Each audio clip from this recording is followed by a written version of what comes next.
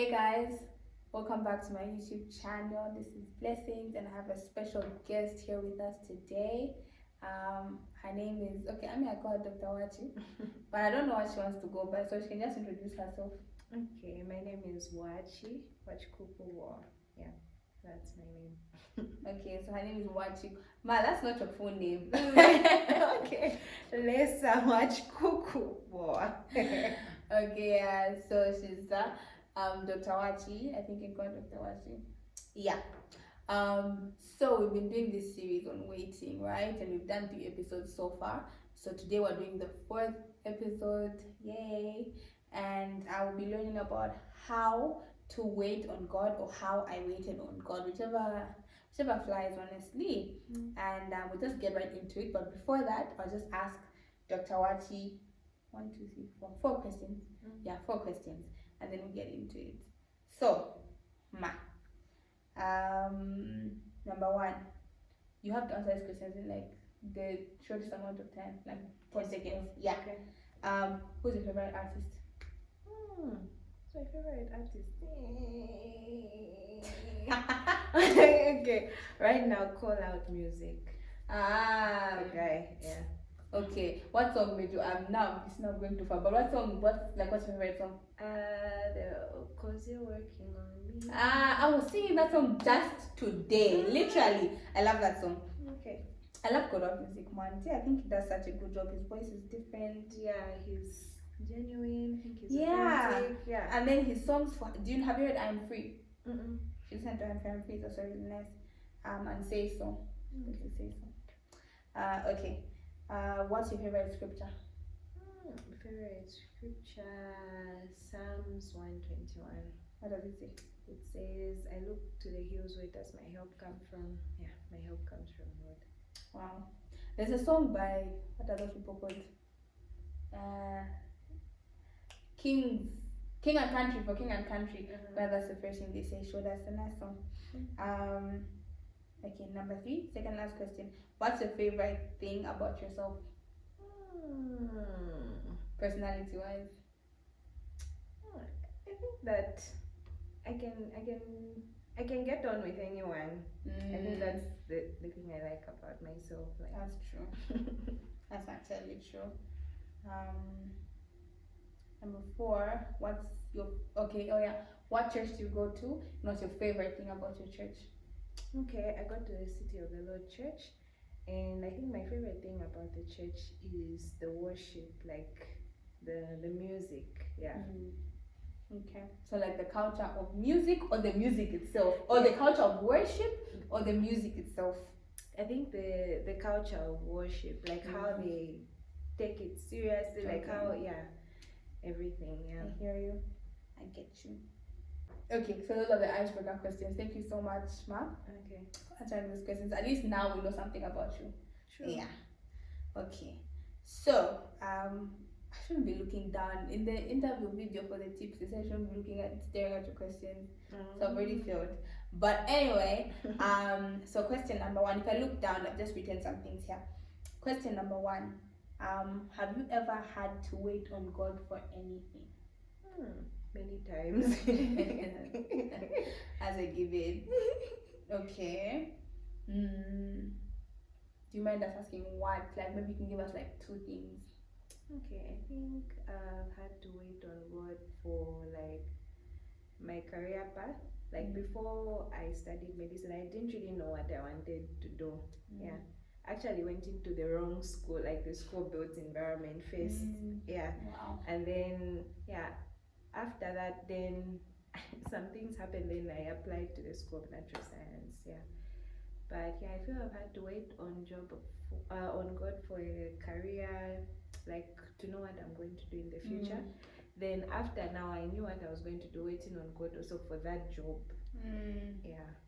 Wow. I feel like I have 1 million questions just from what you've said, but I feel like I'll preempt. So I don't know. But okay, let me try not to ask. I hope I don't forget also. Okay. So you said you had to wait on God to know the course that you're going to do, and then the job also on the career path. Okay. Number 2, how has waiting on God impacted or changed you or changed your life?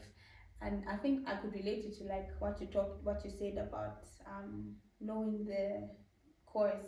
How did that period of time on waiting to know where you were supposed to go, like how did it change your life? How do you think, yeah, how did it impact your life basically?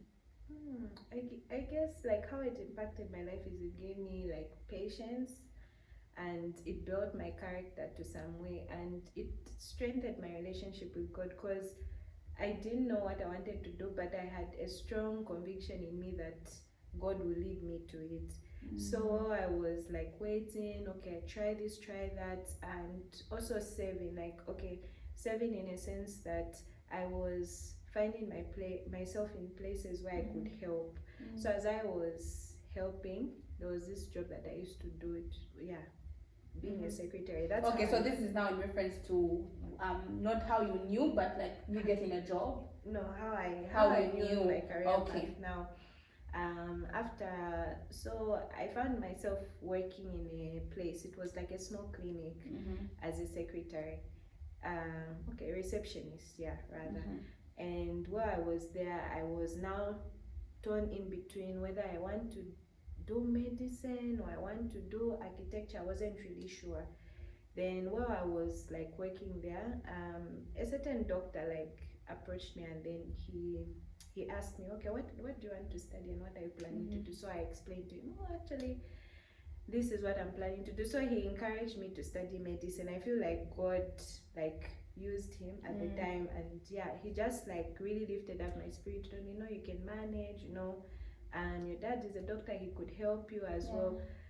But for me, it was more than just an encouragement. I feel like God spoke through him. And that's how I like then got that conviction, like, okay, I want to be a doctor and I can be a doctor. Wow. I think I guess what I'm getting from your answer is number one, it like taught you how to, I guess, like rely on God, like completely rely on God, because you're literally like, I don't know what to do, but I believe that what you're going to me to do is the best thing. And also learning to lean into the voice of God, because sometimes we could just see that as as a coincidence or things like that, but like leaning into, I think this is what God, that action, I guess, that conviction that this is what God is saying to me. That's very interesting. Okay, so my next question, what's the worst part or your least favorite thing about waiting? I think my least favorite thing about waiting is that you don't know when the answer will come. So you're just like, okay, I'm waiting. Anytime now. And the funny thing about waiting is the more you're counting down, the more it feels like the wait is longer. But it's like once you focus on God and stop focusing on the period of waiting, it's like the time just like accelerates and you're like, oh, we're here. Finally, the thing I've been waiting for. But I think that's the hardest part, just the wanting to know exactly like when will it happen. That actually sounds like that's actually hard. It's just that I think it relates to everything. Even if it's not just like real big things in life, but even just I remember this one time I was late. I'm late a few times in life, but anyway, I'm working on that. But I was late, and my friend said, like, just tell me where you are. Like, I would rather have an expectation, like I know where you are and what time you're coming, instead of you telling me, no, I'm at Manda Hill, but like that's when you're starting off from home. So I think that is it's not easy. I think that's one of the hardest things about waiting for just being in a place where you don't know. You just don't know. You don't know what time is this. When is this going to come? And also, I think for me, I'll just add on to your answer. In as much as God gives us the heart to be happy for other people, I think some of the hard things also is watching everyone else get there before you do, and everyone else getting what they want before you do. Maybe you're even more diligent than the people around you. That's true. Very true. Okay. Have you ever felt like God is taking forever, like he's taking his sweet time, like God has forgotten about you? Many times. Wow. What provoked those emotions? Like, okay, I guess sometimes like maybe just seeing people, like you've said, like go before you, and then you're like, okay, this person, maybe let's say I'm not even a Christian, not serving in church or doing anything related to church, and then you see them like maybe get a job opportunity that you've been praying to God for, having a good career path, getting married, and you're just like, Nanga, hello. What's happening, Lord? Like me, your girl. Like me, your girl. I'm your, Yeah. So yeah, many times I felt like that, like, but okay, anytime now you're taking forever, yeah. But every time I feel like that, it's like I don't know how I can say, but God usually He brings like this. I don't know how to explain it, but it's like this refreshing like rain or dew, where it will come through maybe someone or something, like maybe you watch something and it's like God is reminding you that no, I haven't left you, I'm actually on it, like I'm thinking about these things at the back of my mind. Like every time I feel like giving up, like but it's finished, then I'll just like maybe receive a text from someone, or maybe God will encourage me through a sermon, or through like maybe just anything, through a status or something. And but I'll just feel like, there's that where you can really feel, okay, this God is ministering to me directly concerning this. That's how I feel. Like it's like He just releases some fresh dew or some rain or some refreshment somewhere. Okay. Is there anything that you do that's like not spiritual, I guess, not even spiritual, but that you do when you feel like giving up, I guess, and not in relation to even just waiting, like just generally, maybe you feel incompetent in a certain situation, you get angry, I don't know, just any situation. Like, is there anything that you, like, some people run, some people walk, some people, you know what I mean? For me, okay, I usually like to talk to the people who I'm very close to, like my and when I say talk to the people I'm very close to, I don't like to talk to the people who have talked about the thing for a long time, like maybe, let's say like a close friend who's nearby. I like to talk to someone who's like maybe like a friend I used to have, like someone who's not around, so I can get another perspective. Or sometimes I bake, sometimes I cook, sometimes I'll just like gift someone something, then it makes me feel good, like, oh, okay, like, that kind of thing. But that's what I do sometimes. That's amazing. Can I be the next person you gift when you feel like that? Yes, ma. Thank you so much. Don't worry. Okay, so for someone who's currently in a waiting season, how can you advise them to wait on God? How can they stay on track and in the will of God? So for someone, if there's someone watching this, right, and they're like waiting on God for something, how can you advise them to, what are the practical steps or even spiritual steps that you can advise them to stay on track, to stay in the will of God? Because it's very tempting sometimes to be like, I'm not gonna be the guy, like what's the point of this? The point of waiting? Or just not even just give up, but maybe take. I remember in the first video we talked about some people are not waiting, they just don't have any other option. So for someone who actually has other options and they've just been staying away from them, but like now they're at the point of like, just like taking another option, how would you advise them to stay on track or stay in the will of God?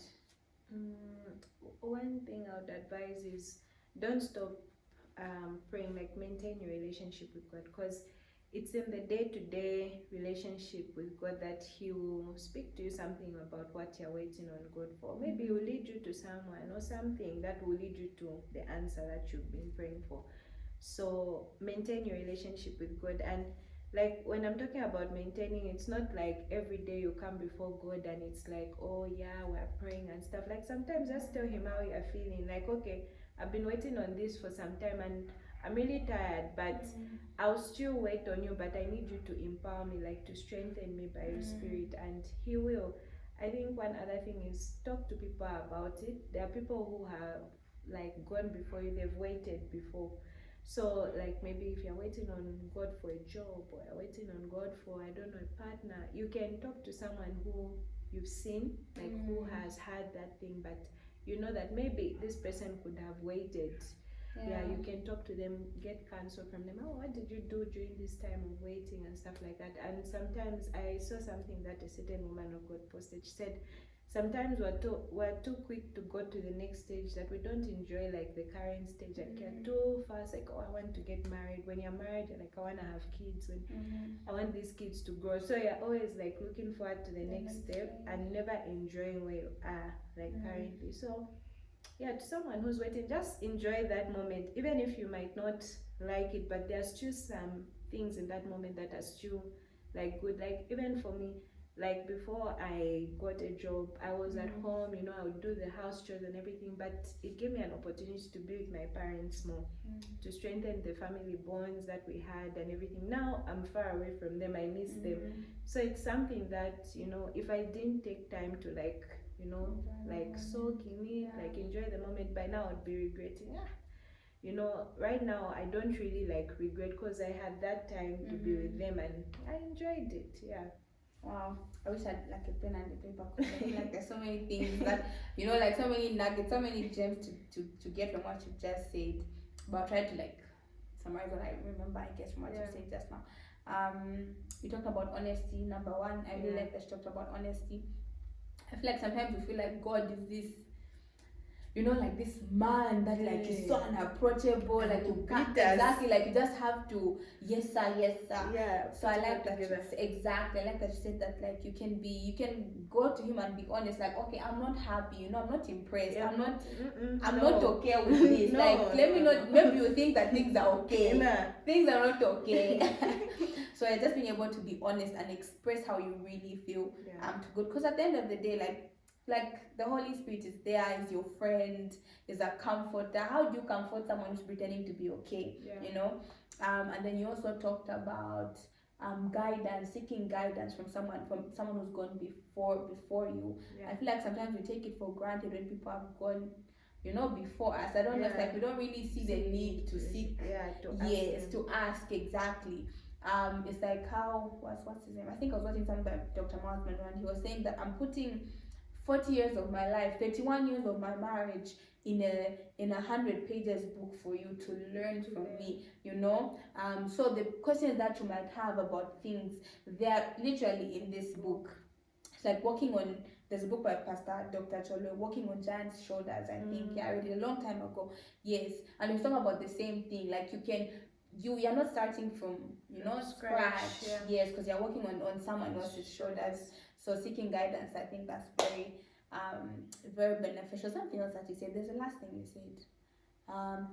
Enjoying the moment. Yes.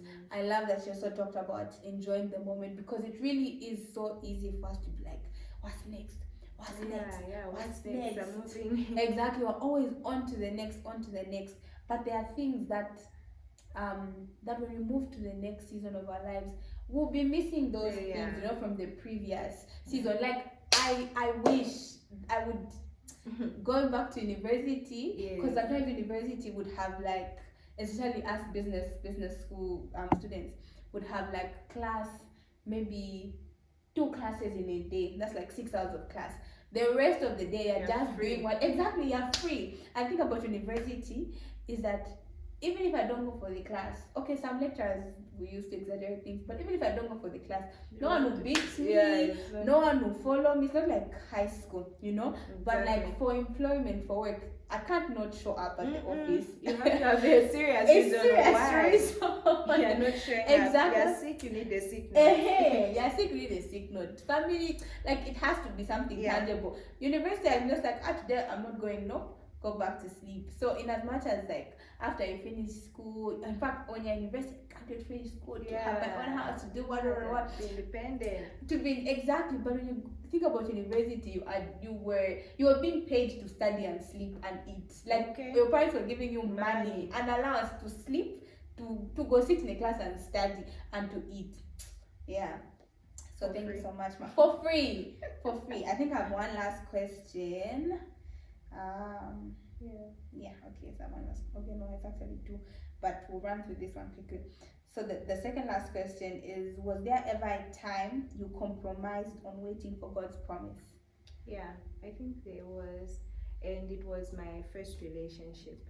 So the time I was in this relationship, I had just become like just got saved. Mm. But like everyone was getting into a relationship. I was talking with this guy, like I liked the vibes and everything. And he goes like, no, if we're not dating, we can't continue being friends. So I was like, to leave to leave this, but I found something good, and we used to chat. You know that chatting like morning to night, morning night. Like you wake up, you're like good morning, you sleep good night. You know those. Mama love. Yeah, Mama love guys. So and the guy wasn't a Christian, so I felt like I had really compromised there. Like I hadn't like I didn't want to wait. I didn't want to what. I just wanted like, okay, it's just let's try, let's do it, let's see what happens. Yeah. So okay. And do you feel like there were consequences to compromising the promise of God? Yes. Yeah. I think definitely there are some consequences. Yeah. Yes. Okay. Yeah, there were some consequences, and what I can say is better wait.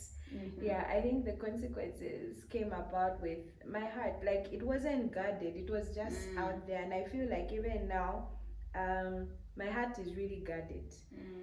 I guess it's because of what I had experienced. Hey guys, so while recording, I realized that this video was like an hour, so part 2 will be available next week. Like and subscribe. Bye.